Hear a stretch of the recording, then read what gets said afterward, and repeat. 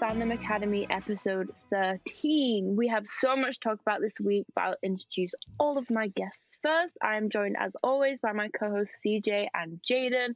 How are we feeling today? What's going on? I'm thriving. It's a late night recording, so we're actually here at 12:16 in the morning on Tuesday. I'm very excited. So much to talk about. Let's get it started. I'm good. I'm excited. Today, I actually, in like almost 24 hours from now, I will be flying to London. So that's really exciting. But we have a wild rundown tonight, so we'll get into it.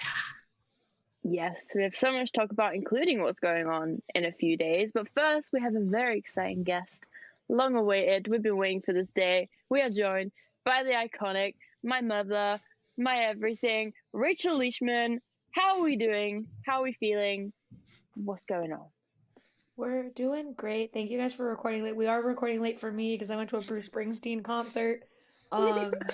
So if my voice starts scratching, it's because I was scream singing songs that are older than all of us combined. But I love very much. Yeah, I'm also getting ready to go to London in a couple of days for the thing we'll talk about later. So it's an exciting time. And as said, I'm everyone's mother because I've never been the oldest one. And now I am, so I'm everyone's mom. We love having this podcast. Like, as soon as we made it, we were like, okay, we're not having anyone over the age of like 25 on this podcast because we just wanted to be for like young people, and then that went out the window on like week 3. So quick. So quick. So here we are. Because you realize everyone you talk to on the internet is like 26 and above. We don't have any friends our young age. people real quick. Like, I found one 23-year-old. What did you guys find? A 29-year-old, a 34-year-old, and a 30-year-old. Sorry, no, I'm not allowed. We're doing our best, okay? We're somehow 13 weeks in and haven't crashed yet, so be thankful we're still here. 13 weeks in and you have run out of people who are younger than 25. Rachel, we ran out in week 3. That would be funny. We didn't make it a month. It's a mess. It's fine. Everything is fine. Okay, moving on. I'm not gonna lie, I completely forgot we were recording just now. Like, this is part of the episode. That's crazy. Wow. Okay, It's a late night effect. Let's talk about some things because we have a lot to get through. The first thing I want to talk about is what's happening this week. In like 3 days, we're all gonna be together, apart from CJ, which I'm still waiting for CJ to say psych and tell me that he's booked a flight because I will cry. We are gonna be at Star Wars Celebration in London. It was in California last year, and now it's come all the way over here to me, and which means you all have to come over here too. So I'm having a great time. I'm very excited for all 4 days. But let's talk about what we think we're gonna see. We have like the 3 kind of main panels, I guess. We have the Lucasfilm panel, Ahsoka, and Visions, but there's also like Bad Batch panels. There's everything going on. And the guest lineup is incredible. Do you think we're going to see all of these people on that stage? Because like, surely we're going to see a lot of the Ahsoka cast. But Rachel, I want to ask you, you were at Star Wars Celebration last year, and Pedro Pascal was a surprise guest. Do you think that's a possibility for this year? I think so. So here's the thing. The other surprise guest, it was a big surprise guest for me and my podcasts last year because the other surprise guest was Harrison Ford. I remember. And so I think I do think they're going to both be there. The only hiccup with Harrison Ford is whatever they're doing with New World Order. I haven't seen him walking around in a suit in a couple of days, so I don't know if he's on his way to London or not, but I think so. I was also waiting for them to announce more like guests for photo ops, and I wanted it to be Pedro Pascal so I could just finally meet him because no one on the podcast has met Pedro. We've all been close. I thought Star Wars Celebration was the first time I ever saw him, but I fully forgot I saw King Lear. So saw him in the flesh acting and forgot about it. But yeah, I could see it. I mean, they'd probably still do a panel. Or no, because they had a whole Mandalorian panel, but they don't have a panel for the Mandalorian this year. That's what I thought, because it's like in the Lucasfilm like showcase panel, it says like including like Andor and the Mandalorian. I think like that's the only mention of the Mandalorian in a panel. Well, but last year Diego Luna showed up for that Lucasfilm panel. Like I don't think he was there for any. Like I don't remember any other Andor stuff. But he came for the Andor stuff. That's where like a lot of them come. So like the way it's set up is it's basically like the Lucasfilm panel is everything. So it was like John Williams started playing the. Can I swear? Yeah, absolutely. Okay, well John Williams started playing the fucking like Imperial March, and like it was all red, and Hayden Christensen and Ewan McGregor came out of like the fucking smoke. And it was just like, brum, brum, and John Williams is there like, hello, it's me, John Williams. And it was crazy. And then he stayed there, and Kathleen Kennedy was like, keeping you hostage. You're playing a bunch of songs. And so John Williams played like basically songs to intro everything. So it would be like, okay, there's the Obi-Wan stuff. You're all invited to the Obi-Wan premiere. Yay, bye. And then it would go to like, that's why, like, it's stupid I didn't realize Harrison Ford was walking out, because he's playing the Indiana Jones theme song. A picture is up, and I was like, oh, cool, this is the first picture we got. And then Kathleen Kennedy was like, Harrison Ford, and I was like, what? That picture of you will just forever be my favorite thing, like, of you just crying. Yeah, because I had never seen Harrison Ford and lost my mind. That will be me if Pedro walks on stage. Like, so they do, that's the thing, though, is it's, like, very quick, and they bring everyone out, and they talk, and, like, they'll show you stuff. So I think, like, he could be there for that, but I don't, like, he should do a photo ops, because it would make no sense to fly the whole way to London for that. I don't know. Yeah. I hope he's there, but I don't know. I really hope he is. But, like, I've said to Jaden, like, I'm gonna need, like, paramedics on standby. Like, I'm not making it out of that room alive. Well, you at least won't have to do what I had to do. I had to stand on chairs. So that picture you saw is me on a chair because I'm 5'3", and so I stood on a chair so I could see what was going on. There were multiple pictures. I think BD has a picture of me on a chair. Maggie has multiple pictures of me on chairs. Like, all my friends, because I would just stand on a chair so I could see what was going on, because everyone else is like a foot tall. But see, I'm tall enough, but I will be climbing on people if I have to. Like, I'm not scared to do that. That picture, I think I had Arzu's hair in my hand because I freaked out so much. I just like went like this and just like grabbed her head. Yeah, that'll be me.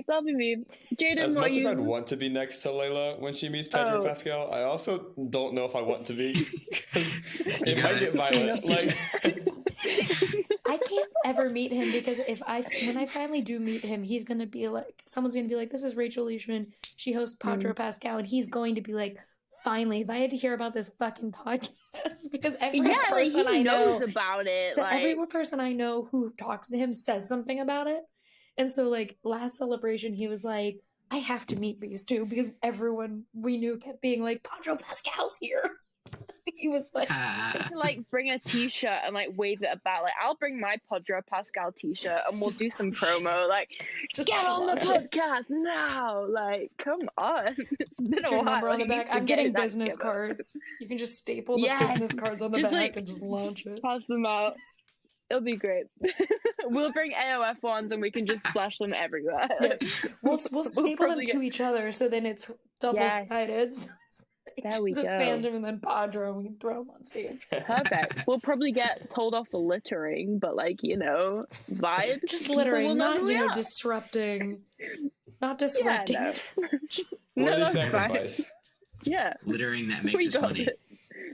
Exactly. It's fine. Littering for publicity. That's how we make it's justified, That's how the UK works. I don't know. Yeah, do you guys have littering laws? There's no laws I should know about. I don't know. I'm not the person to ask. I don't know the law. This was the mistake. Okay. This was the mistake that Disney made. They were like, we're going to set this in London. And all these Americans are piling into London. We're going to be like, what do you mean I can't just cross the street? There's no one coming. I'm so excited to like walk Jaden around London. Like it's gonna be like when I went to California. I'm just gonna be like, oh my god, like what's going on? This is like a whole new world. Like it's gonna be so fun. I'm so I'm gonna excited. have no Listen, on idea. Thursday, if you guys have nothing to do, I might go to 21B Baker Street, which I know doesn't exist, but I'll go to that museum again, and just waste time because I have nothing to do. I don't think we have plans, so we'll figure something out. It'll be fun. Just It'll wandering be fun. around London. Yeah, just walking on the street. That's all we need to do. That's all the No, sightseeing literally. we need to do. Jaden, what are you most looking forward to for Star Wars Celebration? Well, I second everything that you guys were saying, but I'm also really excited because I know there was rumors about potentially getting the next 3 Star Wars films announced, which could potentially be the rumored trilogy that we've been getting a lot of talk about. So that's really exciting. But I don't know. I'm just really excited to be like press. Like, I don't know. I feel like this is like a really big event. Yeah. And this is like a step forward in our careers. So, I mean, just aside from us being a nerd, it's also just like exciting to, I don't know, be official VIP Yeah, press. I've never had a press pass for anything in my life, and my first press pass is for Star Wars Celebration. Like, I'm so like overwhelmed, but I just know it's gonna be like the best 4 days ever. I'm so excited. Literally. Rachel, what do you think about the 3 Star Wars films? What do we think we're getting? Well, I did mouth Ryan Johnson because let it be Ryan Johnson's trilogy. Yes. Even though I love everything Ryan Johnson has done. I have officially now seen every movie he's ever made. So I would love more Star Wars Ryan Johnson, but I also just like Ryan Johnson movies. So that would be my hope, is that the trilogy is announced and it is a Ryan Johnson trilogy. But I do hope like we get news about Taika's movie. Yeah. Maybe If it ever something on comes. that Rogue Squadron movie that they said it's on a back burner. What back burner? What does that mean? Yeah, I was like, I don't know what that means. And there's I'm excited about like a lot of the shows. The Obi-Wan, like there's like an Obi-Wan thing happening, and I'm like, why? Are you going to announce another season? Because you haven't said anything yet, even though we've all been like, season 2? Surely. Like, Yeah. they have to. Come on. Well, because like they're doing like the making of Andor. I'm like, you guys are going to announce like the release date of season 2 or whatever. Like, yeah. I'm not stupid, but like I'm excited to see what all of these panels are about. Because I'm like, if I'm just going to a panel to sit there and it's like the making of Andor, and you tell me nothing else, I'm going to be like, why did I do that? I get that. Why am I sitting there? Yeah. I'm just kidding. I'm sitting there because I love Star Wars. I mean, yeah. I'm hoping for a lot of indie though. Yeah. I was like, I know Rachel's just. I need to give you your indie magazine that I have. I never posted it, so I'm gonna give that to you. You do have my indie sat, magazine. like in my room, so I need to Take a remember picture to with bring my that new when I'm packing tattoo. tomorrow. Just the magazines Yes. with my ankle. Just be like, There we go. Perfect. Done. Best photo of the week out the way. Let's go. Okay. Unless Harrison Ford comes CJ. back on stage, so I can cry. Yes. Yes. There we go. That's priority. Okay. Well, I'm very excited for this weekend. And the next time you hear from us, we'll have all the updates from Star Wars Celebration. Make sure you're following Agents of Fandom for live updates from all the panels. And now, CJ, you've been quiet for a bit, so I'm going to let you go on a little rant right now. WrestleMania was this weekend, and I've never watched anything wrestling in my entire life, but I was forced into watching WrestleMania, and I actually had a really fun time. Why would you do that to her? No. I had a fun time. It was actually quite entertaining, and me and Emma, shout out Emma, we had no idea what was going on. Like, we were just sat there, and there was some bits I was like, this is so camp, and I was just like in tears, like laughing because it was so unserious, but I had a great time. Anyways, CJ, what did you think of WrestleMania this year? So this weekend in wrestling was maybe one of the biggest of all time, especially with the news that came out this morning that WWE has been bought by Endeavor, which is UFC's parent company. So this weekend obviously has a lot of implications, and that started on Saturday night with WrestleMania Night 1, which is a night where I was joined by Layla to watch some wrestling. And this night honestly one of my favorite nights of wrestling ever. You had a lot of great stuff. The match, the tag team 4-way was fantastic. A lot of cool things happened there. The Logan Paul Seth Rollins match was like insane. You got KSI as a prime bottle that was getting the frog funniest splash thing through a ever. table, which was so unexpected, but I loved it so much. And then how the night finished this was crazy. You started with Rey Mysterio versus Dominic Mysterio, a father-son civil war that was sponsored by Cinnamon Toast Crunch. Nothing screams breakfast cereal like beating your son with a belt in the middle of SoFi Stadium. It was so much fun. It was so funny. I think that might be my favorite story match of the night. There's just so much going on. It was so funny. And then you go on to maybe what might be the best wrestling match I've ever seen on a WrestleMania. It was Rhea Ripley versus Charlotte Flair, which was just incredible. Both of those women, when they get this big stage under the bright lights, are two of the best wrestlers in the world. And it was great seeing what they could do with this stage. I'm so excited to see where Rhea Ripley goes from here. I'm hoping it means the main event of WrestleMania next year against Bianca Belair, because I think that is the best match they can possibly do at this moment in time. So I'm super hopeful for that.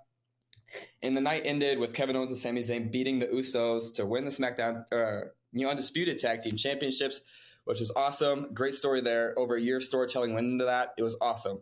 But let's talk about that year of storytelling, and let's talk about night 2, because the rest of the story was not great. Night 2 was a completely different story. Night 2 was rough. There wasn't much I liked on night 2. The Intercontinental Championship triple threat was really good. It was just them beating the shit out of each other, and it was great. Asuka versus Bianca was good, but aside from that, wasn't much to talk about on night 2 until we got to the main event. And when we got to that main event, it was a fantastic match until Roman Reigns retained the titles. And let me just start with this. Roman Reigns has had these titles since 2020. That is over 3 years ago. He has had those titles for 950 days. They have sacrificed maybe their entire roster to make this man look good, to get to this moment in SoFi, where they should have had Cody Rhodes defeat Roman Reigns for this title. And these idiots decided that they want this reign to go on even longer. This was the moment. SoFi Stadium was hot. That crowd was ready for it, and it just didn't happen.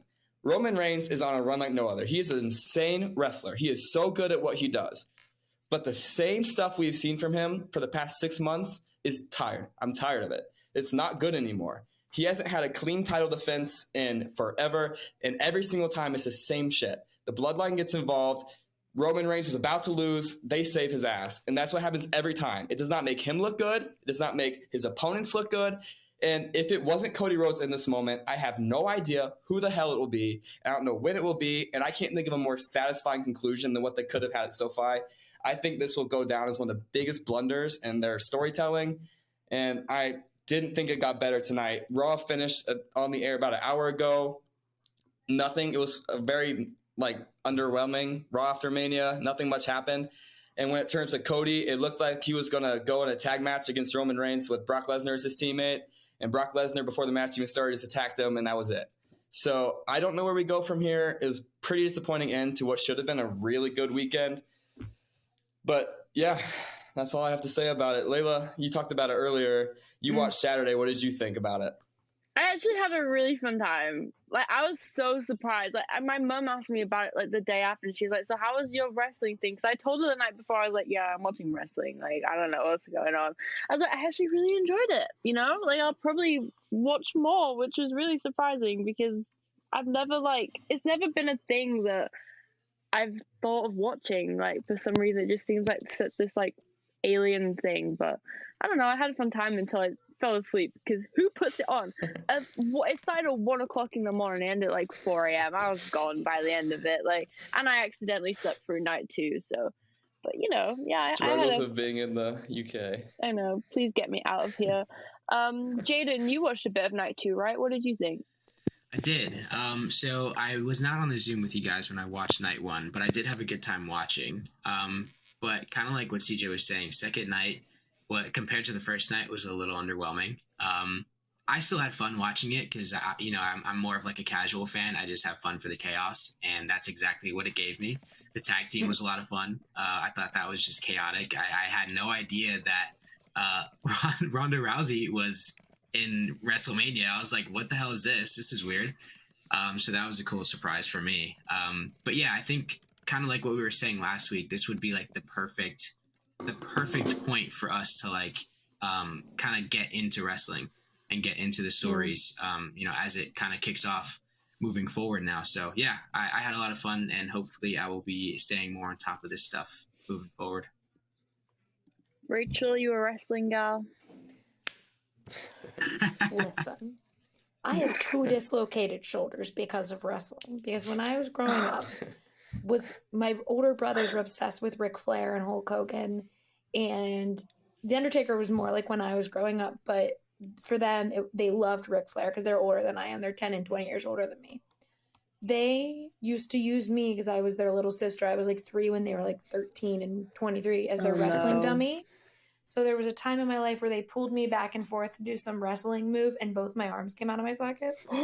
So wrestling and I have a bit of a like back and forth because like I like the 4 Horsemen. I like that era of wrestling. I think it's very campy and fun, but also my shoulders have been fucked up my entire life because my brothers were obsessed with wrestling. So hit or a miss, but I do love I love John Cena. I think the new era of wrestling is less about being so outrageously campy. So I wish they went more into Ric Flair used to come out in these fucking robes all the time.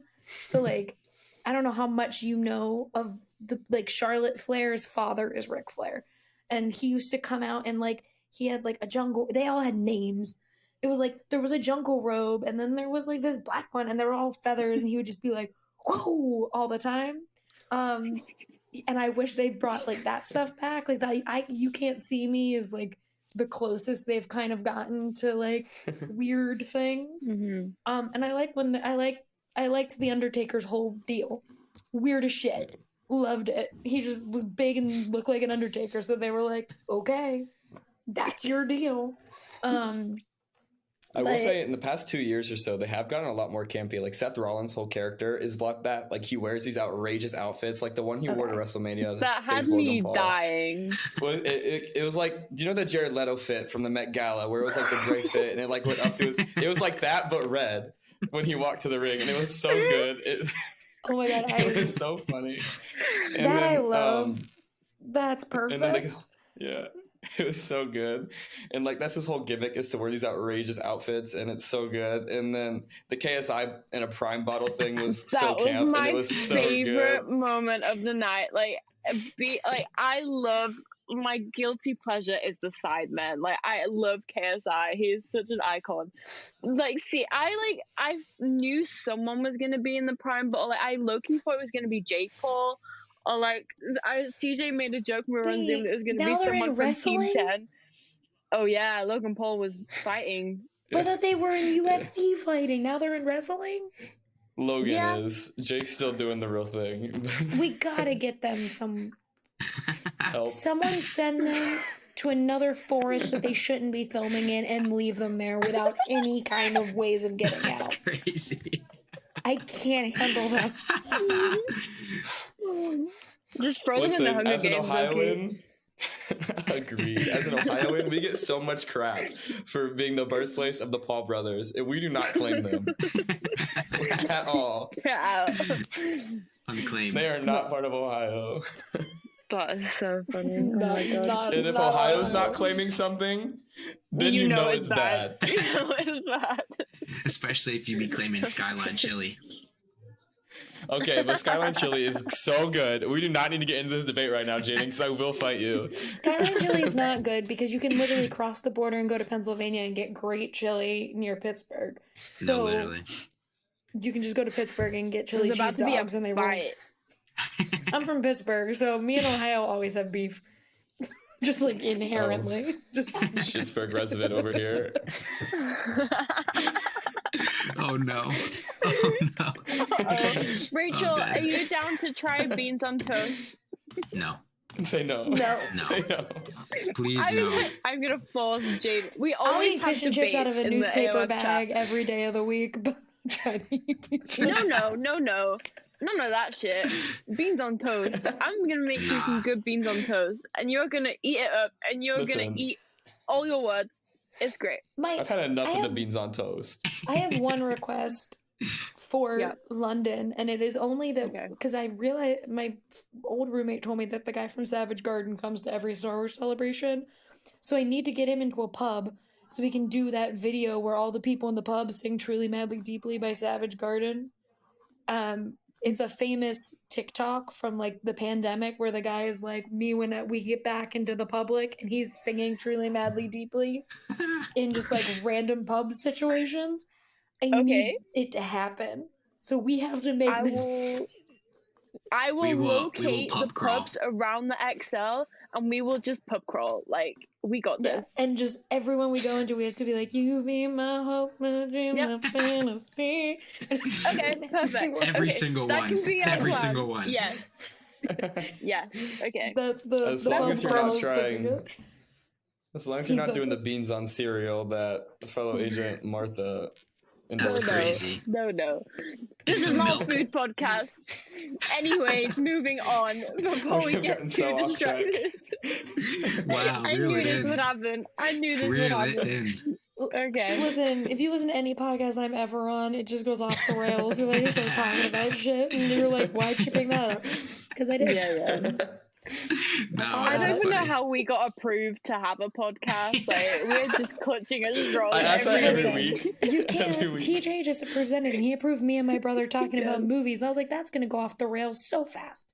Yeah, it's just gonna go like this because it's me and my brother, and I'm gonna fight him. He's gonna say something stupid, and then the two of us are gonna have a fight on a podcast. Let me on when you talk about Shrek, and I'll be this anti. Guy. CJ doesn't like Shrek. Yo, send him home. Shrek's fine. That's how I am. I'm like, Shrek's it's okay. fine. It's not great. Thank you, Rachel. Thank you. Fine. Yeah, no. It's not this culture-changing movie that everyone acts like it is. Shrek 2 is. Okay. Shrek 2 is a lot better. Yeah. I'll give you that. Anyways, moving on. We have had... getting off track, and we got off track. Let's talk about Shrek. That's crazy.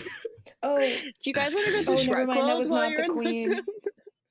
Yes. Y'all not the Shrek World? That's a Shrek World. I thought it was when the Queen died, but it was actually when Ruth Bader Ginsburg died. My friends were on a pot. They were all Zooming, and they were doing a reading of Shrek. And someone wasn't there when the news broke, and they came back and were like, "It's time to Shrek it up." Ruth Bader Ginsburg just died. But I thought it was the Queen. I was like, nah, that's crazy. That would have been so fucking funny if it was the Queen. If we were on this podcast when the Queen died, oh no. Oh no. Oh, no. No. Oh, no. Everyone was saying their rest in peace and stuff, and I was like, rest in peace, Claire. I love you, Claire Ford. You're my girl. I don't care about you, Lizzie. Oh my god, Rip. that's crazy. You know how many countries you colonized? Rip. Rip. Oh my god. The way campus started like shotgunning beers and stuff when the Queen died, like it's so funny. Oh, you know, here I'm gonna age myself on this podcast. You know what happened when I was in college, my freshman year? They killed Osama bin Laden, and my campus lost their goddamn minds. That's what happened when I was in college. We didn't have the Queen. We had that, and like people stormed the football field. I was like in my dorm, like I'm not going outside. It's like a war zone out there. It was crazy. I'm running and away. I was like I'm in my going room, home. like you guys have fun. I was like, you guys have fun. I'll stay up here. I'm on the That's 9th crazy. floor. I'm not trying to go downstairs. Absolutely not. Wow. Okay. Now we have to actually move on. We have so much to get through. We have had a few new trailers in the past week. We have had a Secret Invasion trailer, we've had a Blue Beetle trailer, and we've had some new Guardians of the Galaxy content. I don't know if it was like a full new trailer, but we just had some like new clips and like a new TV spot. Let's start with Secret Invasion.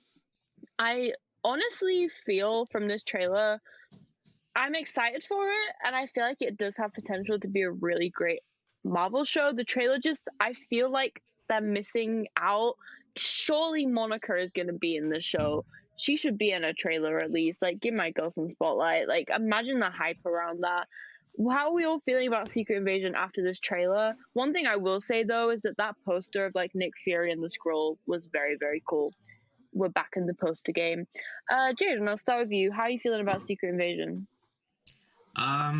I think the reason why I enjoyed the trailer a lot more than most people is because I've really honestly seen nothing about this show on my feed ever. Like, I don't even see rumors. I don't see speculation. Like, I've seen nothing besides this trailer and like a couple images here and there. Like, obviously I knew what Sam Jackson was going to look like, but other than that, like, I really had no idea. And so seeing this trailer, it like really excited the hell out of me. Cause like, I was already excited for the show. I knew it was going to be good regardless. But I don't know. The trailer actually like low-key gave me goosebumps. I don't know, because it's one of those concepts that are so freaky and so weird, and it's gonna be such a trip watching this show. And I feel like that's like one of the most exciting things for me about it, aside from being a Marvel fan and all the shit that it's gonna implicate. But yeah, I'm excited. Yeah, it's gonna be a fun one for sure. And this trailer definitely, I feel like I'm just gonna be on edge the whole time, like waiting for someone to turn into a scroll. Like, it's gonna be a very like interesting experience. Rachel, how are you feeling about Secret Invasion? I think Ben Mendelsohn and Samuel L. Jackson should smooch. Yes. Vouch. They touched foreheads, and I was like, I saw that. I was like, wait a minute. I know what you are. I'm like, I don't know, maybe it's him and his wife, but also you're nuts to look like Ben Mendelsohn and Nick Fury if it's you and your wife. I'm excited. I do think it's funny that like this is happening after Peter Parker's life blew up. So like, doesn't matter. They can't help Peter anyway. Or like, it would be funny if it didn't affect the Skrulls and they were like, oh hey, yeah, he's innocent. He was right. Mysterio lied. And everyone's like, who's Peter Parker? I think that'd be cute. But yeah, I'm excited for it. I think it's going to be chaotic. Trying to keep track of who's who. Yeah. But I love Ben Mendelsohn. I saw him at a screening once and panicked, but I love him. He was just standing in a lobby, and I like went to the bathroom, and they like the bathroom was like the door of the actual bathroom was open, but you go into stalls, and I came out and it was just me and Ben Mendelsohn, and I was like, I love the movie. That's crazy. Yeah, I was like, I love the movie. Bye. It was like the movie about fucking Winston Churchill, and I was like, I love the movie. Bye. Oh no. Oh my god. That would be me in any like situation like that. I'd be like, okay, bye. But I would not know what to say to anyone. I'm just like, trying to see what I would do in that situation. Yeah. I have to mentally be prepared. Like, I have to be like, oh, yes, I'm going to see so-and-so. I will talk to them in this situation. The one time I have ever spoken to Chris Evans face-to-face was after Lobby Hero, and he walked up, and I didn't think he was going to come to our section, and I panicked and was like, nice mustache. So, like, I need to have some preparation. That's great. Mustache. CJ, what would you do if you met Chris Evans? So I think in the Ben Mendelsohn situation, if I opened the door and he was just there, I think I would just die. Like, I don't think there's any comments to be had. I think I would immediately just fall over and be dead. Like, that would be the end. Yeah. But honestly, if that means him coming to check on me to make sure I'm alive, giving you a little die in his arms. I don't know. So, yeah, please do. Just die in his arms. That's the way to go. What a great way to go, honestly. Yeah. All right, we're talking, and I'm buying a Mads Melkinson picture at. I wondered what you were tapping away and smirking at. I was like, what is she up to? I just said I was gonna buy a Mads picture and wear my shirt that says I am simply not online.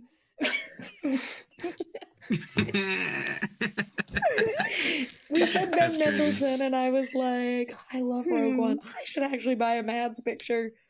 And so then I was like, I'm just gonna do it. Do it real quick. Look, we're all gone. It's not. No one's brain is working anymore. CJ, what do you think about Secret Invasion?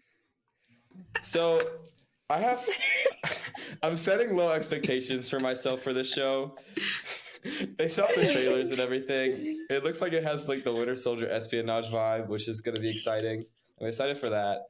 But I think in terms of how many people are actually going to be Skrulls is going to be like not like disappointing, but underwhelming to what people like expect. I think I don't think we're going to get that many characters that we've known before becoming Skrulls. So I think most of the people that are going to turn out to be Skrulls we're going to meet in this show. So I feel like that aspect's going to be a little let down, but that's just like my expectations low. So when it is like that, I'm like, wow. So that's what I'm hoping for. I'm also very excited for Emilia Clarke and Olivia Colman because icons. Yes. I'm very excited to see what they do. The Mother of Dragons is in Marvel, and that cannot get better. So I'm very excited about that. I like how she's playing I think this is right, the Skrull we saw in Captain Marvel, like the young one who was friends with like a little Monica. Did I make that up? I feel like that's a thing. If you made it up, it sounds great. I think that was in the variety thing that came out. I don't know. Surely I didn't just make that up. I do know that there was a switch. So it was like people thought she was one character, and then the variety thing came out, and people were like, "Oh, she's not the character you all thought, but her character's kind of cool." And then I didn't look further into it. I'm like, I would like to be surprised about anything. Yeah. So I don't know. Okay, well, that may or may not be true. Don't hold me to that. But I'm very excited that she's in the MCU. It's a great cast, and I am very excited for it. I think it's going to be a great show, and it comes out on the 21st of June. Late birthday present for me. Thank you very much, Marvel. A month before the Barbie movie. Oh, yeah. Exactly. And Oppenheimer. You can't say one without the other. No, you can't, CJ. That's sacrilege. Listen, I'm so excited for Oppenheimer, though. Josh Peck in a serious movie is going to be the end of me.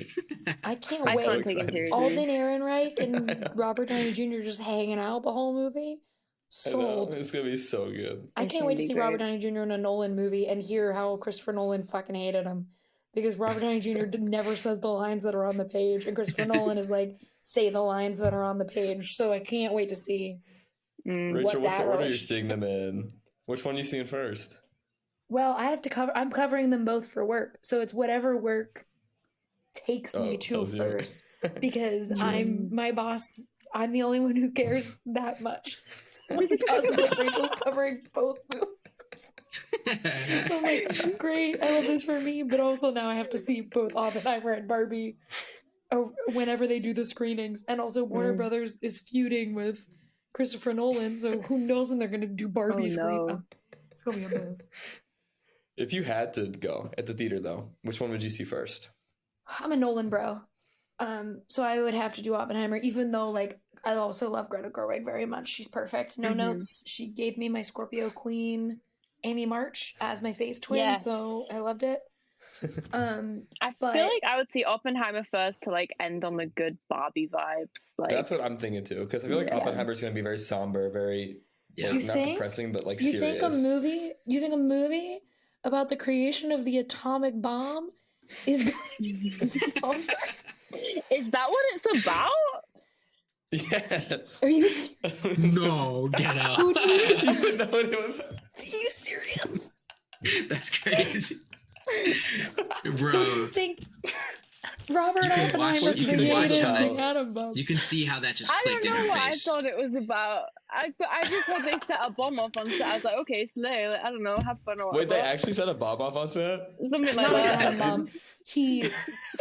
Christopher Nolan set off a bunch of TNT to, like, essentially look like what the first atomic bomb looked like. Okay. So he used so much TNT that it, like, looked like the first atom bomb.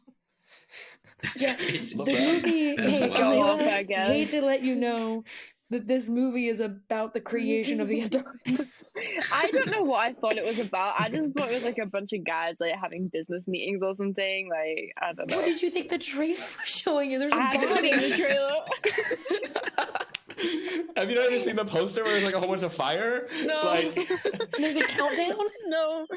We talked about we did an episode a few weeks and we talked about the Barbie trailer and the Oppenheimer trailer, and I was just shitting my way through the Oppenheimer bit because I haven't seen it. I don't know what it's about. No, why does that check out? Why are you revealing that on air? Before we got here, Rachel was like, I haven't seen the That's Blue Beetle trailer. I was like, crazy. fine, never mind. Like, That's crazy. You did. You said we're gonna talk about Blue Beetle. I was like, oh, yeah, I haven't watched it yet. So I put it on, and you were like, oh, it would have been fine. And I was like, wow, I didn't watch. That's crazy. Listen, I'm so good at bullshitting. Okay, it would have been fine. I mean, in your defense, the 3 Americans are like, LOL, you don't know who created the atom bomb? The ones who did it. I don't know who created the atom bomb. I didn't know who crazy. Oppenheimer was until the movie came out. Like I started hearing Oppenheimer's about a the movie. person. Oh His god. name is Robert Oppenheimer. Cillian Yo. Murphy is Oppenheimer. Oh, Yeah. I didn't know that. Nah, that's crazy. I thought it was like an adjective, I wasn't can't. it? Cillian Murphy plays Oppenheimer, the Okay. man who created the atom. Right. The more you know, so you're not Makes confused when you go to the sense. theater now. Okay, I will keep that in mind. Thank you for this. If you watch education. Tenet, they reference Oppenheimer. Okay. I haven't seen that. How She's like, okay, I unsurprising. definitely know what Tenet is. We're slowly learning that Layla has never seen a Christopher Nolan movie in her life. She's like, I don't know Christopher Nolan movie. She's definitely seen Dunkirk though, because Harry was in it. I have seen Dunkirk. Yeah. That was an experience. Anyway. started choking because you made me lose my mind. Moving on from this terribly led conversation, we've We're at also 45 had minutes. some. Oh no, we're gonna be here all night. Wait, we haven't talked about Blue Beetle yet. Oh, I'm getting there. Give me a minute. You got sidetracked. I was gonna do Guardians That's next. We crazy. have some new Guardians of the Galaxy Volume 3 footage, and we've also been getting a bunch of new posters with Rocket Raccoon, which are making me actually want to cry and die. I hate James Gunn. I don't, but I kind of do. Anyways, what do we all think of this new footage? There's so much going on, I feel like, in this movie, and a lot of interviews came out as well, and it just all seems like they're saying goodbye, and I'm just not ready for this movie. Like, every time something new comes out about it, it makes me more not ready. But what are we all thinking about these new trailers? CJ, I know you have a theory about a kind of a variant of Groot that we saw in the trailer. Not a variant, I should not use that word talking about Marvel, but like a like A an version. a version, yeah, or like an appearance of Groot. What do you think about that? I like these trailers. I'm very scared for this movie. I'll have Folklore and Evermore ready to go when this movie ends, because I'm gonna be in my feels. Marvin But yeah, we'll have it ready.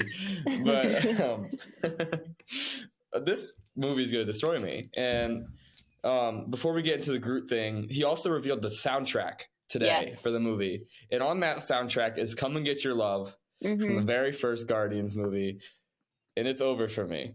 That movie, that song, it's good. They're gonna play it at the end when they're walking into the sunset, and I'm gonna want to kill myself on the spot, like in the theater. Yeah. So that's just how we're gonna be. But it's not gonna be it's gonna be such a good movie. I know it will be, but it's gonna be very depressing. But in terms of the Groot we saw Groot's head with like spider legs.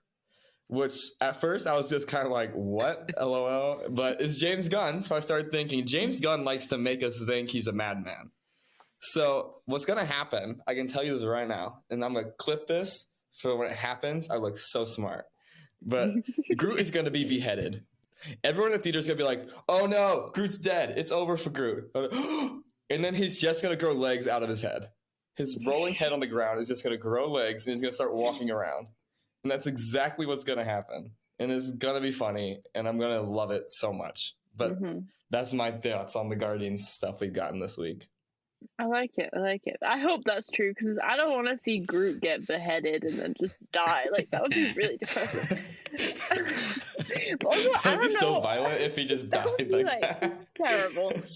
But like, it's just like, how do the legs grow out the head? Like, I'm probably overthinking it, but like, it just seems very like, what? It's so camp and it's so James Gunn. Like, Yeah, I'm not putting anything past him. Jaden, what do you think of all the new Guardians kind of info we've been gathering over the last few days? I mean, well, I guess just to piggyback off the Spider Groot stuff, literally, we got Alpha Groot, and he started as a literal twig. He started as a stick that they put in some dirt, and he grew into that beefy boy. So That's how a tree works, Jordan. Beefy boy. I know, but I feel Man is a tree. Listen, there's this thing called nature, and if you plant a seed, a tree will grow. Okay. No, literally. You're but not my helping point the is, Americans don't know anything, Carter.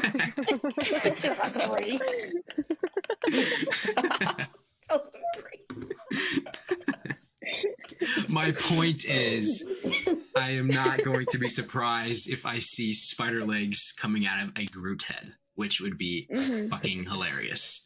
But no, I enjoyed the trailer. I mean, it wasn't really much of a trailer, just new clips, like we said. But definitely the posters were what got me. I feel like Rocket's path in the last few movies has been interesting, and I'm gonna be heartbroken to see if he gets the axe, which I hope isn't the case, but Not unfortunately the axe. it looks like You can't say it like that. But yeah. Rachel, how are you feeling about Guardians 3? I mean, it is no secret that Rocket is like in my top 3 Marvel characters. Rocket is up there. I picked him in the Agents of Fandom thing because Rocket's my boy. I love him very, very much. He's my favorite weapon. Sorry, Bucky Barnes, you're number 2. It does make it seem like he's dying, which gives me a little bit of hope. Only because it's so making it seem like he's dying that I think they might kill off Peter Quill, and I'm like, okay, bye, bitch. Real. Sorry, like, listen, you guys took away chubby, fun Chris Pratt and gave me whatever Chris Pratt has been since. So I don't feel bad not liking Peter Quill. Andy Dwyer's supremacy. But I'm worried for him, but I do think because they're harping it so hard that he doesn't actually die, which then means like we don't know who does. If they kill Gamora again, I will march to Warner Brothers and drag James Gunn out of there and be like, fix it again. Yeah, like you're not doing it again.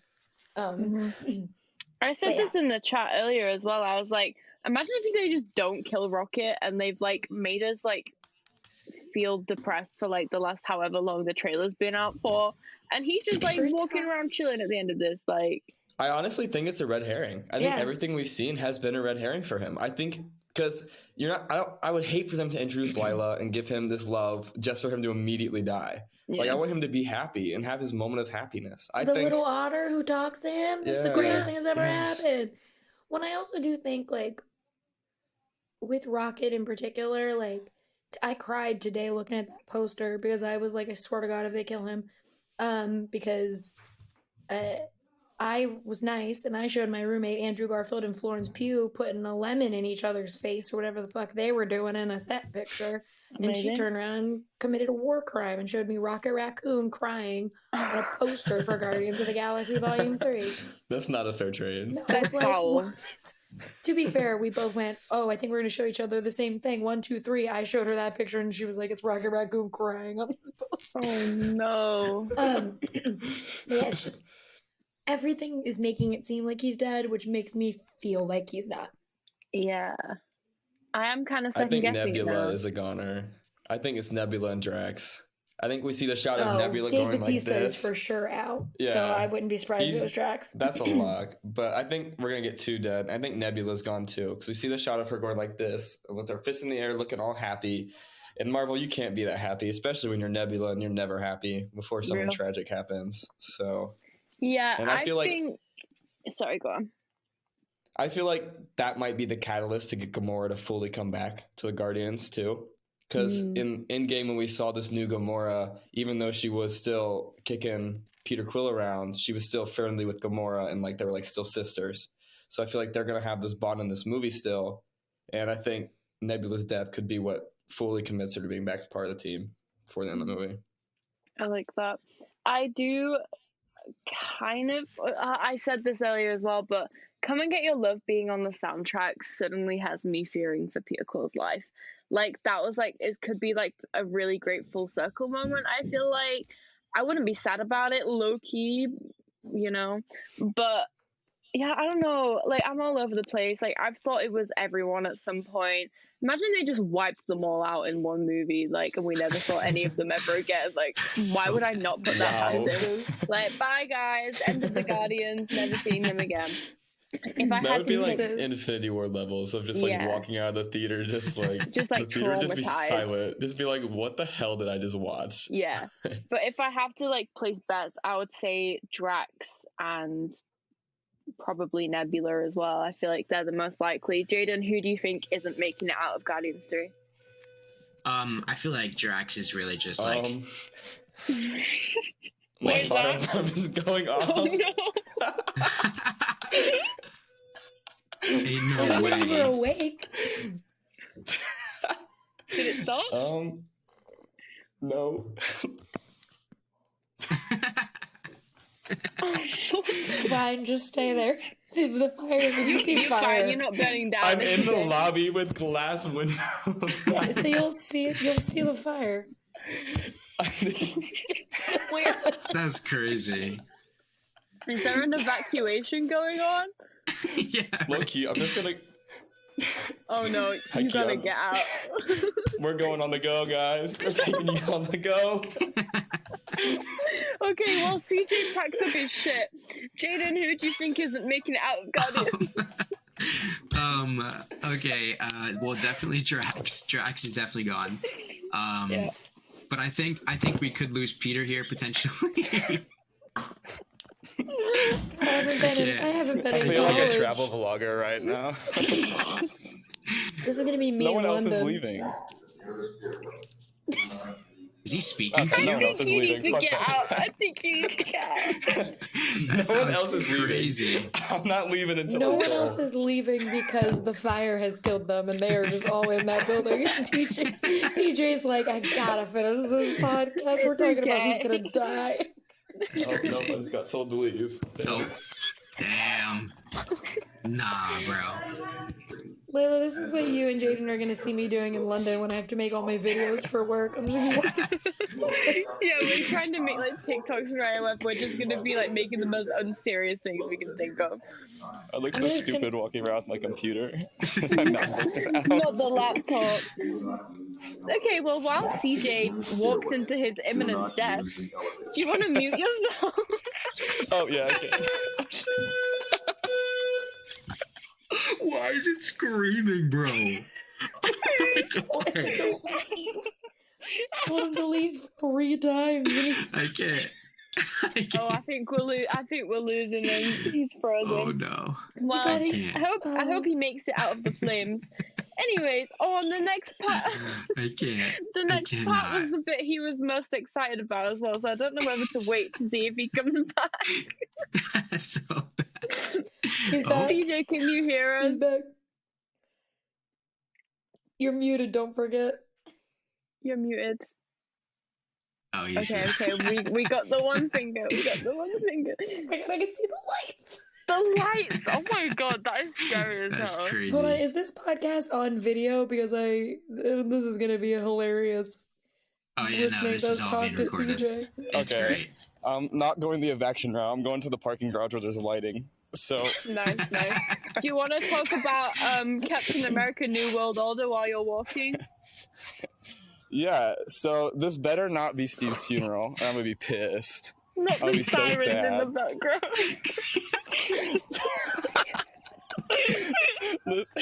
I can't. This is so bad. What is life right now? Like, actually, though. It's getting so loud. Poor Ruben, he's going to have to edit this whole thing. It's me. I do. No, Please keep all of he this said, to he leave. said not Steve's funeral as he's walking into a parking garage. Get out. That's crazy. That's How do crazy. you Oh my have God. Wi-Fi in Oh a my God. parking garage? I'm on my hotspot right now. praying on the AT&T wireless. crying. That's crazy. That's crazy. Okay. Slight detour. Steve's funeral. Now, this journey was so unexpected. It's fucking 1 a.m. in the morning. Like, what is happening? Are you going to sit in a car? Oh. Yeah, I went to the wrong floor of my car, so I had to go up another floor. For fuck's sake. I can still hear that alarm. It's still going. Wait, I don't have my keys. I can't get into my car. We're just gonna stand outside of my car. Nah, bro. Can you That's put crazy. your laptop on your trunk and just like stand in Oh my god. Well, we can get back on track, I guess. It's quiet. Okay. There's still an alarm Right. going on. Right. No, it's quiet. You can still hear it? No, it's quiet. Okay. So, after that little detour, this week, well, kind of last week is like day of recording, I guess. We have had some new set pictures from Captain America: New World Order, some of which are slightly worrying. CJ, I'll pass this one to you. How are we feeling about these set pictures? Yeah, I'm not gonna lie. When I first saw these, it had me stressing for my guy Steve, because that was the first thought that came into my brain was, it's a Captain America movie and we're at a funeral. And I was like, we have not got confirmation that Steve is alive or dead. That didn't come in Falcon the Winter Soldier. They just made a quick comment that he was on the moon. So in terms of his whereabouts, I am so concerned. I also think it's a possibility it's not him. Maybe this is wishful thinking. I think it could be potentially President Harrison Ford before faking his death before he gets turned into the Red Hawk, which would be really cool. And that would explain why Betty Ross was there too. Liv Tyler was seen in these set photos as well. So that would make sense. I also think it could be potentially Isaiah Bradley, maybe his funeral, because we know that he's returning for this movie as well. That's Such so an important part of Falcon and Winter sad. Soldier, which would also be sad, but it would also give room for Patriot, his grandson, I think, to come into the picture and become the Patriot. So that would be really cool as well. Just praying it's not Steve, because please don't be Steve. I can't take that. I will be a mess. Pray for CJ. I saw a theory on Twitter that it was like a flashback, and it was Sam's friend Riley's funeral. That like his friend died when he was like serving, and if we remember that storyline, so it could be a flashback. But I don't know what the relevance of that would be. So it is looking more likely to be like either, like you said, like Harrison Ford's president, like faking his death, or I didn't even think about Isaiah Bradley, and that has just made me really sad. Rachel, a massive Harrison Ford fan. How are these set photos making you feel? That's my president. As someone who Harrison Ford became the love of my life during Air Force One when I was 6. I love Harrison Ford as a president. I think that the movie itself, I know a lot of people are mad he doesn't have a mustache on, but like we don't know where he was going. He could have went and got a mustache. It's also a mustache. Let everyone fucking relax. I'm excited to see what he does. I feel like it's going to be very different from William Hurt's approach to the character, but I still think it's going to be good. It's Harrison Ford.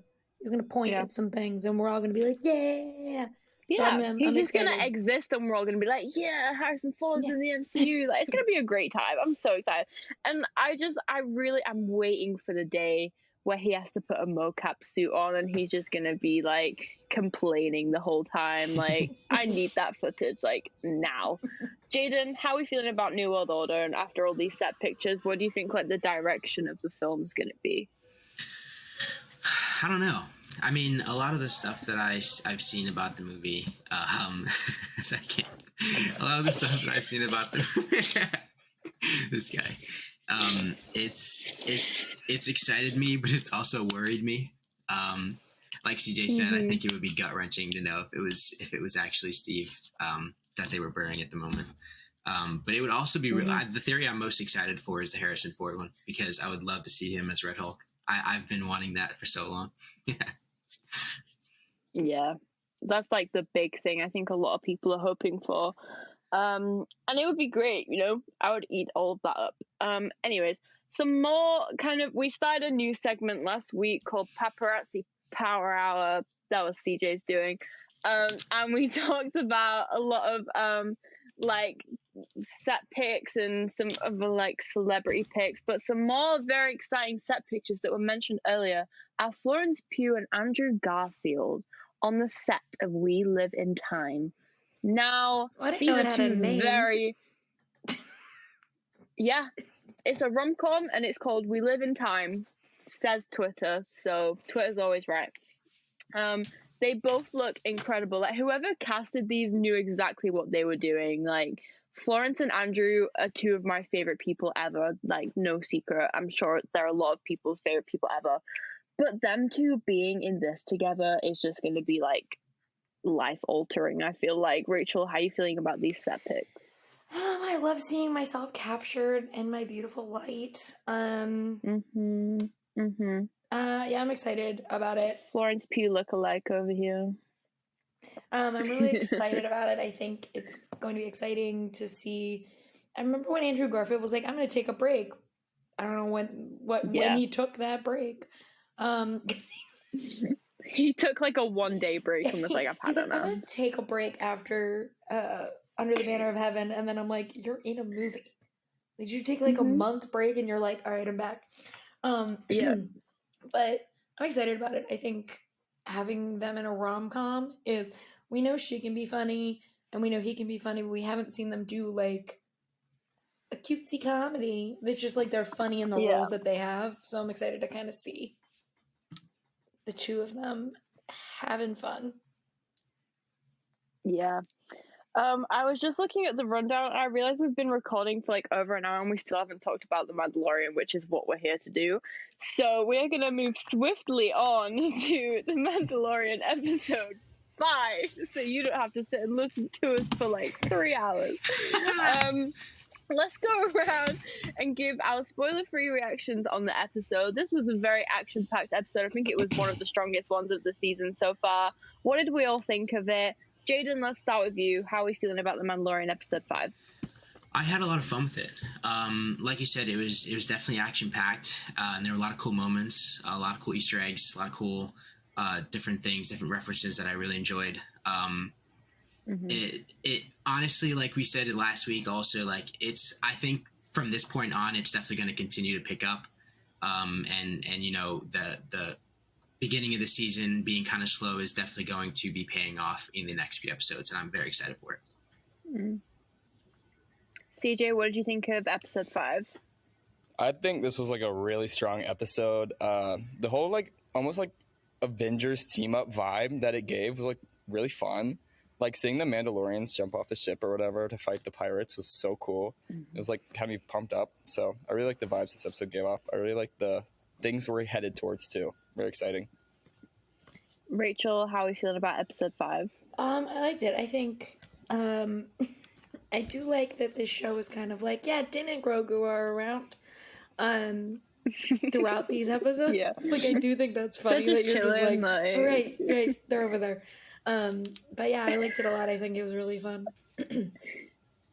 Yeah, I agree. There was so much in this episode, and we are now going to talk spoilers for the episode, so if you haven't seen it, maybe skip this bit. Spoilers that CJ said in his spoiler free review. We moved. Spoilers 3 minutes ago, but that's okay. It's minor spoilers. It's okay. It's okay. Oh god, a lot going on at the moment. There's a fire chasing CJ right now. You can't make him. Forgive the guy. He's going through a lot right now. He's having issues. We had a very cool kind of cameo in this show. We got Zeb. All the Star Wars Rebels fans, I'm sure, so happy about this. This could lead to so many more Rebels characters coming in. But if you want to hear more about some Rebel theories, they talked about it a lot on the Agents of Fandom podcast this week with Nicole Drum, which is a great episode that you should go and listen to. I almost cried when I saw Zeb on my screen. I was like, there is no way. And in that same scene, there was also like Rick, Dave, and Deborah like sat at the bar, and I was like, you sneaky little, you're just sat at this bar with Zeb. Like, how dare you? But there was a lot of action in this episode. We got the Mandalorians kind of in like a little action-y like spy group. They were on like a little side quest, like, and like them like just shooting up a whole town of pirates, like, and especially the scene with the armorer where she like snuck up behind those guys with her little hammers and she was just like being a badass, like swiping them all down. Like that was one of my favorite moments of the episode. But what was your guys' favorite moment of the episode? Because a lot happened. CJ, what was your favorite bit? So I really, really loved them taking down the pirate ship. I thought the CGI was like crazy good for a Disney Plus show, because usually the CGI can be a little sketchy on those, but I thought it was fairly really good looking. I thought the whole battle scene was just so good. I loved the involvement of the Mandalorians acting like a unit. Like that was so cool. Seeing the armor kick ass was a lot of fun as well. Stan Emily Swallow. Can't wait to see more from the armor after this episode for sure. But yeah, that's definitely my favorite part. Jaden, what about you? What was your favorite part? Yeah, I'm probably gonna have to piggyback off that, just because I feel like in this season we've been getting a lot of that Mandalorian dynamic of like how they all fight together, and we didn't really get that too often in the first 2 seasons, and so seeing that is definitely a lot of fun, and it's always a good time. Rachel, what about you? What was your favorite bit? Well, I do like that we got to see that the armorer is not just a waste of space, that she can fight, because truly I was getting so annoyed that this woman had so many hot takes, and would be like, you're not a Mandalorian, but like would not help, was like, I don't know, I don't fight, I just build armor. So happy for her, happy that she helped. I do love Captain Teva rolling up and Din Djarin coming through the Mandalorians, been like, oh, you helped me, I'm gonna help you, goodbye. And then he's like, I brought this message from your friend. And then they got off the Dino Island. That was my favorite part, that they did not stay they have a home again in Jurassic World. Yes. Not the Jurassic World. Yeah, no, I do love that they're back like out in the open and they have like a little corner of the planet that they can call their own. I feel like it's been a long time coming. But at the end of this episode, we have 2 very interesting things that happened. The armorer told Bo-Katan she can take her helmet off and she can be a Mandalorian who walks both worlds. Which just kind of seems to me like we were raising a lot of like the points that were just made in the past episode, like Bo-Katan like being redeemed and her being welcomed into the what's it called? Like their little group of Mandalorians. Children of the Watch. Yeah. Her being like welcomed into them and like, don't take your helmet off or you will be a, what is the word? It's there's a word for it. It was a type of one of the, apostate. You'll be an apostate. I just thought about John Wick, and I was like, excommunicado. No, wrong universe. Just like, yeah, John Wick, excommunicado. Oh, wait, that's not what they do. Oh god! If you remove your helmet, you will be an apostate again, which Bo-Katan doesn't seem like she really wants to do. But here we are. Yeah, you can take your helmet off. You can walk both worlds. Okay, so if you're fine with people like walking both worlds, then why were you so mad when Din took his helmet off? And like, why can't more people take their helmet off? Or will they take their helmet off? Like, what's going on? And Bo-Katan's just fucked off to go find some other Mandalorians and like reunite all the people. Who the hell is she gonna bring back with her? That's what I want to know.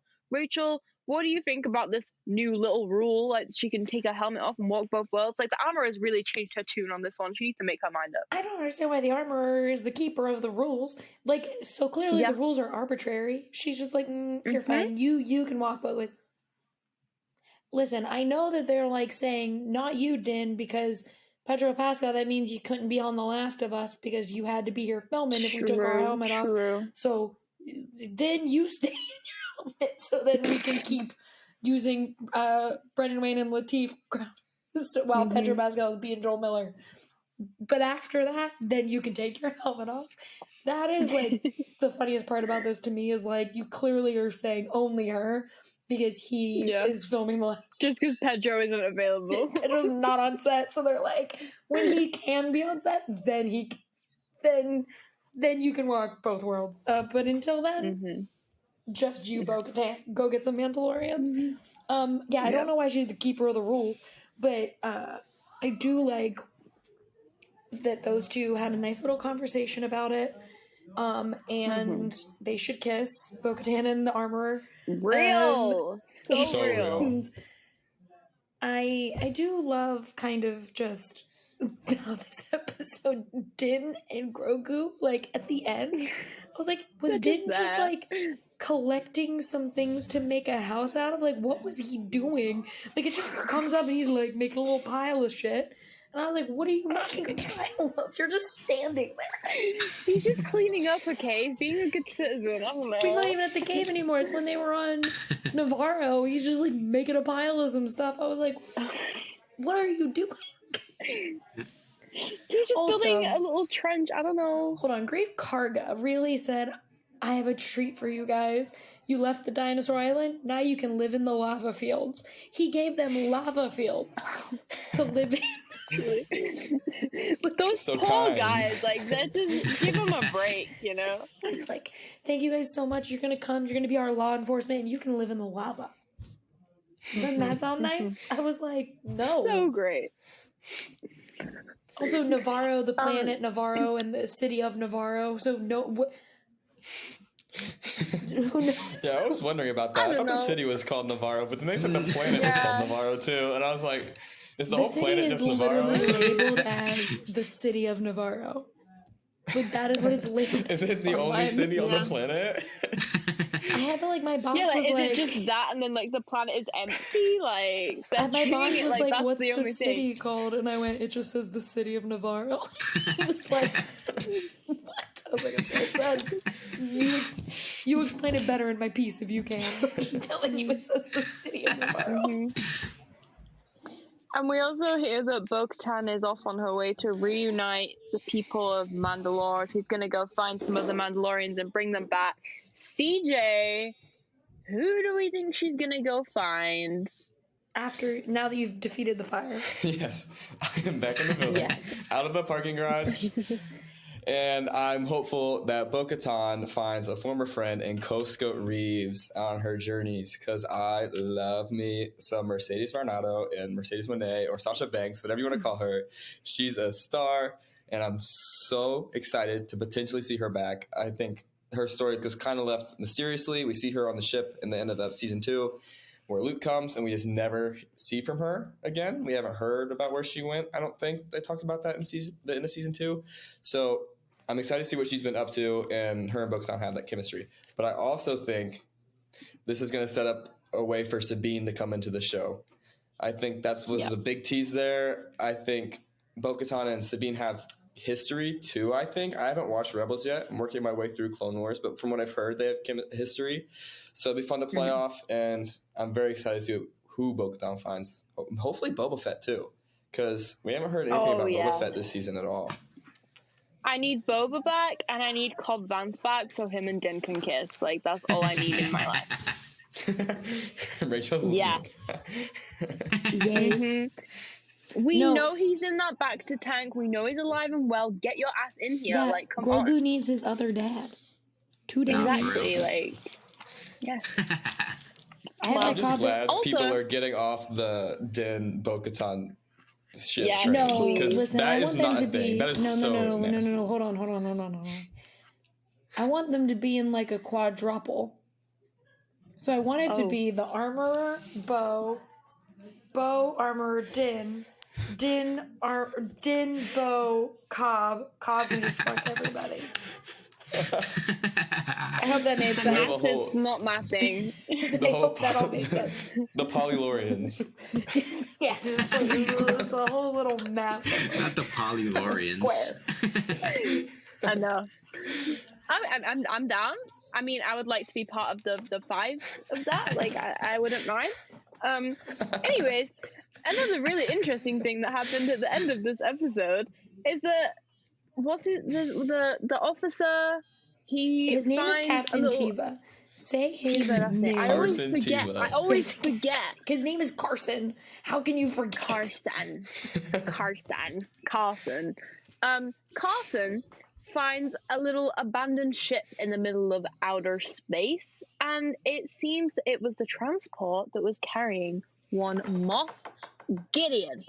Now, I feel like we could have predicted that Moff Gideon escaped and like he's out there somewhere like wreaking havoc on something. When do we think we're going to see him? Do we think it's going to be like imminent now that we know he has escaped? Do we think it could be next episode? Do we think we're going to see him at all? Could it be like a future thing? Do we think he's even involved in all this? Do we think it's someone else? Like, what's going on? Like, who is causing all of this like trouble? And why is there Beskar in that ship? Did someone plant it? Did a Mandalorian actually take him? I know TJ said on the AOF podcast maybe it was Sabine, and she like is hoping to get links to Ezra, and that's why she took Moff Gideon. Could be anything. There's so much to unpack here. Jaden, what do you think about everything I just word vomited? Well, it's all very exciting, honestly. I'm not too in tune with like the Rebels lore or like even like the Mandalorian lore, but like just based off what we got in the show and what I kind of expected was going to happen anyway with Moff coming back and everything. I think it's going to be chaotic. I think it's going to be great, and I obviously love having him back. So yeah, I think it'll be exciting. CJ, what about you? How are we feeling on who framed Moff Gideon? Is Moff Gideon coming back? Was he framed? What's going on here? So when you look at this, there's obviously, I think the Mandalorians were framed. I don't see a situation outside of Sabine where a Mandalorian would turn bad. I mean, maybe you could say it was Bo, but that wouldn't really make sense. You can maybe say it was Paz Vizsla, but after this week, it doesn't really make sense either. I think this is an elaborate strategic move, and there's no one more strategic than Admiral Thrawn. I think we're going to see him start to plant his seeds before we see him make his appearance in the Ahsoka show. I think he's probably going to be the one that set this up, and he's smart enough to know if he put the Resistance or the New Republic on the Mandalorian scent, they would drive that home, and it would allow him to get away unscathed. So I definitely think this is the beginning of starting to see him show up.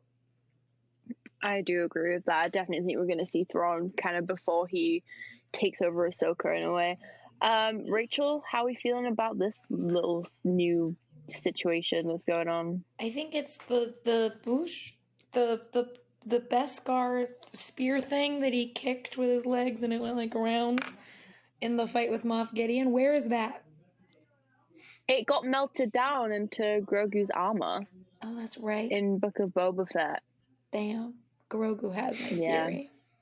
Forgot about that. Grogu just killed your theory. Grogu had my theory. Because my theory was that, like, that thing got put somewhere. Because Din wasn't paying fucking attention. Right. He just was like, now I got a sword.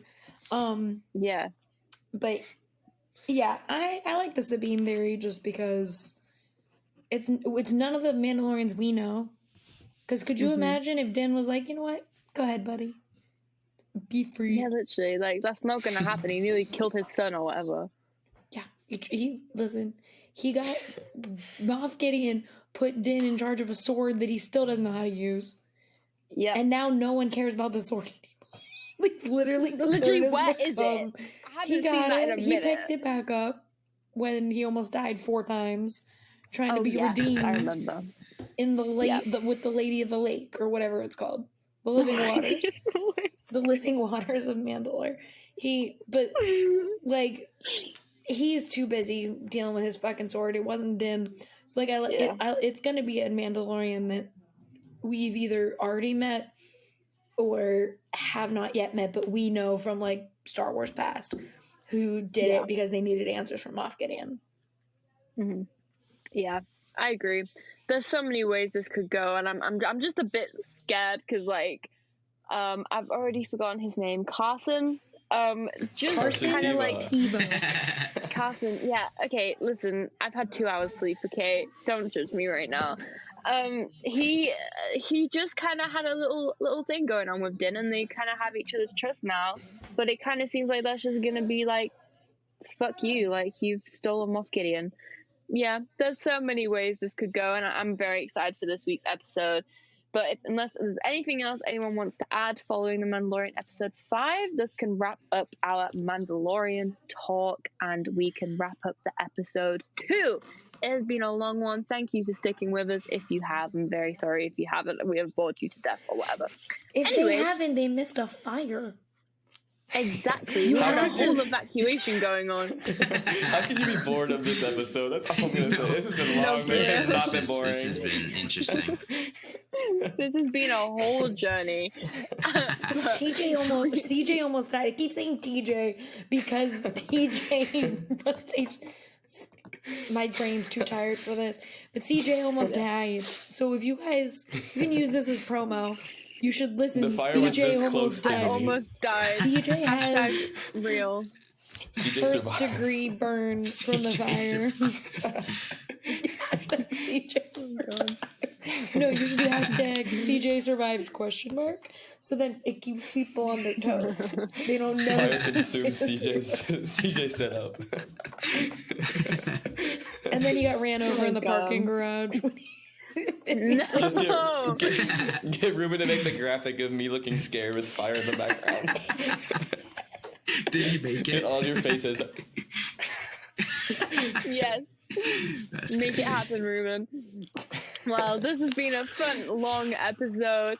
Thank you so much, Rachel, for joining us. And make sure you are following the Fandom Academy on all of the socials and hit our notification bell so you don't miss out on any of our new episodes. We upload weekly. You can find all of the shows on under AOF on Spotify, YouTube, and what's the other one? Apple Podcast, including the Agents of Fandom podcast, Ticket to Reality, Listen 3000, Damon's Comic Corner, and the Critics, and us, obviously. You can check out our new website, which is looking amazing. Shout out Ruben and Garrett for making it look incredible. And we also have a lot of fun merch coming to AOFandom.com. And yeah, one of my AirPods just died. That's how you know we've been on here a long time. But Rachel, thank you for joining us. Where can the people find you and your work? You can follow me at the Mary Sue and Collider. You can follow my podcasts, the Fordcast, Harrison Ford podcast, and Pedro Pascal, where we go through the filmography of actor Pedro Pascal. If you at us on Twitter, we're not Pedro Pascal, so please stop tagging Pedro Pascal when you're trying to get to Pedro. He doesn't have Twitter. Just putting that out there for the world because we've gotten tagged for his birthday like 20 times. And you can follow me at Rachel Leishman on Twitter and at Rachel_Leishman on Instagram. Mm-hmm. Amazing. Thank you so much for joining us. I feel like this has been a long time coming and it was very fun. And thank you for staying up till a silly hour to talk to us. Of course. CJ, where can the people find you? You can find me on Twitter, Instagram, Letterboxd, and TikTok at CJDar_. I have some cool things coming to the website. I have an entire WrestleMania review. I will have a recap of the Barbie trailer that we are supposed to be getting on today at some point. This is a rumor, so I'll have that out today, hopefully. And yeah, we'll see you back here next week. Hopefully Amazing. No fire. Jaden. Oh my god, I hope not. I can't deal with another evacuation. That was too much. Jaden, where can the people find you? You guys can find me across all socials at jaden.cmduran. I'm gonna try to be more active. I've been working a lot and stuff, so I'm excited for London. I will definitely be posting a lot about that. Definitely check out the Agents of Fandom TikTok because I will be getting stuff out. I'm sure me and Layla can work on that. But yeah, it's gonna be a lot of fun. Amazing. This was such a fun episode. You can find me on all socials at FalconsNat, and definitely look out for our Star Wars Celebration coverage. I'm so excited to see some of you guys this weekend. CJ, I'm still waiting for you to book a flight. I can't lie. I'm just a little waiting for the flight confirmation. But, you know, anyways. But thank you for sticking with us through a very chaotic and fun episode. And we will see you next week to talk about the Mandalorian episode 6 and any other new news that we get in the meantime. And Mario! We will have seen Mario by then. So that will be such a fun conversation. And yeah, catch us next week. And thank you for listening. We will see you soon.